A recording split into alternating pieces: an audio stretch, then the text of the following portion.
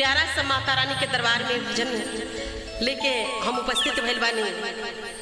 व्यास बीना मिश्रा, अगर हमरा से जौन गलती हो जाए तो हमरा के अपना घर के लड़का समझ के क्षमा कर दे। SM film recording studio Motihari Raghunathpur आज ए स्टूडियो से गावे के मौका प्राप्त भइल बा। आई लोग के सामने माता रानी के भजन बड़ा सुंदर रख के चाहता नहीं, लेकिन ओकरा से पहले कुछ वंदना से सेवा बा। और कैसे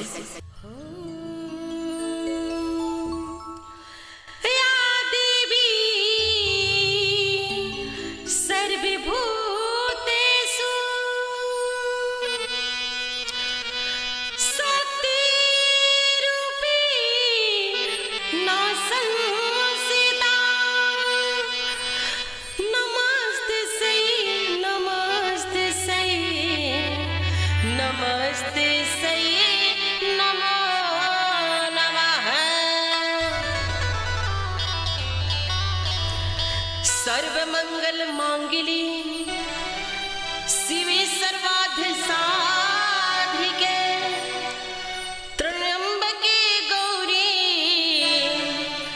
नारायणी नमस्तुते। दरबार हजारों देखे हैं, दरबार हजारों देखे हैं, पर माँ के दरसा कोई दरबार नहीं। जिस गुलशन में माँ का नूर ना हो, वैसा तो कोई गुलजार नहीं। दुनिया से भला मैं क्या मांगू, दुनिया भिखारिन है। मांगती हूँ अपनी माता से, जहां होते कभी इनकार नहीं। बोला बोला सच्चे दरबार की जय। छम छम छम कतबा माये के पजनिया, कंगन खनकेला हो कंगन खनकेला। माई के चांद जैसन बिंदिया, लीला रे चमकेला हो लीला रे चमकेला।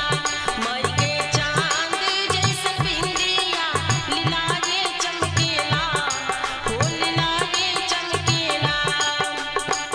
छम छम